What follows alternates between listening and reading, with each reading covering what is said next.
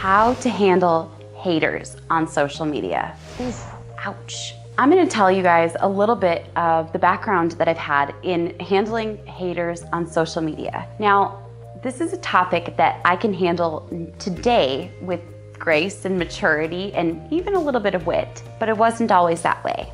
When I first got haters on social media, it kind of ripped me apart a little bit. I was shocked that someone would go out of their way to leave just such a nasty comment on a picture of me or on a status, or in the case of having a lot of followers, on both.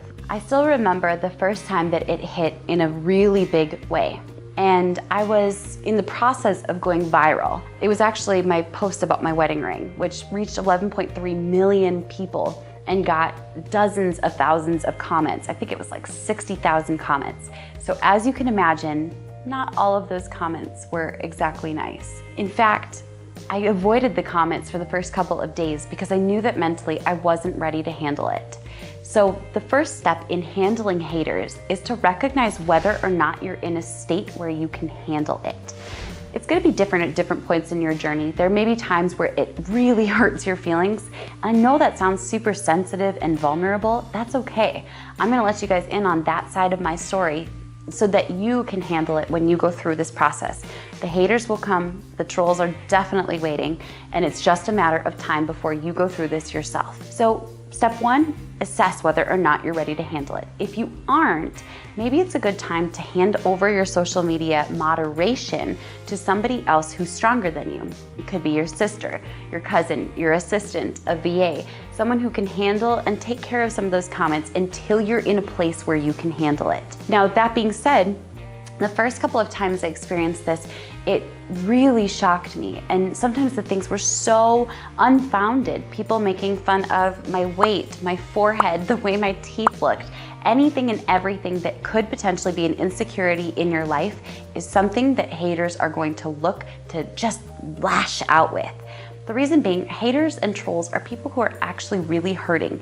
That sounds so cheesy, but it's true. They're hurting. They're people who maybe were hurt by someone else and they feel the need to be vindictive, or they see something in you that they secretly admire but want to hate on because they can't understand that conflicting feeling within themselves. Now, that being said, my initial response was to walk away from it and not face it directly. From there, I had other people kind of go through and say, like, is it safe? Is it safe for me to look? Is there anything too harsh? But now, today, I have the wherewithal to say, yes, there's going to be quite a few people who are going to leave hateful and rude and mean comments. I mean, just the other day I had someone who was making fun of my forehead, and because I've got a really large forehead to accommodate my really large brains.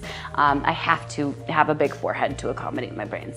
And at this point in time, I can handle it and kind of come back with something snappy or witty without being mean back to the person, but instead just kind of teasing, poking fun, keeping a laughing, jovial attitude about it. Whereas 2 years ago, if you had poked fun at my forehead, I would be like on the floor crying.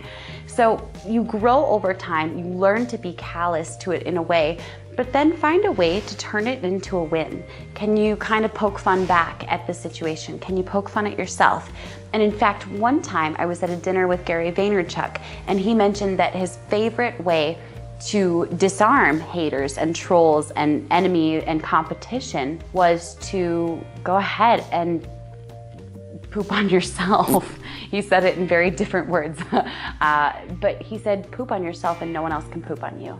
If you're the first person to call out your flaws, if you're the first person to call out your shortcomings, no one else can ever do it, because you'll be like, yeah, so what? I said that. I don't care. You don't have that power over me. That was a really helpful part in the process. And I can't believe I just said poop on my YouTube channel.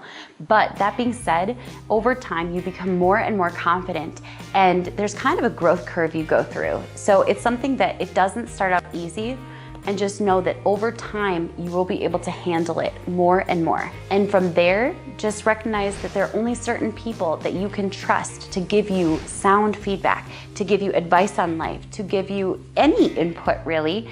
And a couple questions that I like to ask before deciding whether or not someone has the right to weigh in on my life is, number one, has this person done what they're going to critique me on? If the answer is no, there's a good chance that their input should be 0. Number two, is this person someone who is in the arena Brene Brown shared that quote in one of her famous speeches. I learned it from Natalie Hodson, who's a wonderful role model of what it is to handle haters and trolls on social media. But she said, is that person in the arena, are they marred by the dirt and the sweat and the blood? Have they handled the tough things about going after your dreams? If the answer is no, this is the amount of input they have in your life. And number 3, does this person have, in the words of Russell Brunson, a bigger stack of cash? Sounds so funny, but don't take advice from people who are in a place that you would not want to trade places with. Look for people who are more successful, more advanced, who have been in the game for longer, people who are happier, who make more money. So stacks of cash can mean a lot of different things, but if they are in a place that you would not want to trade places with, this is the amount of input that they are allowed to put into your life. If you want to follow and see a little bit of how I handle trolls, because I get them all the time, but also how I handle my fans, my followers, and the people that I adore, feel free to click the link below. Join me on this adventure, check out my Facebook page, give me a thumbs up, and we're in for a wild ride. If you like this video, go ahead and comment below and tell me about a time when you experienced hate on social media. And be sure to subscribe to my channel so I know you're not gonna miss any videos in the future. I'll catch you next time on All Things Social with Rachel Pedersen.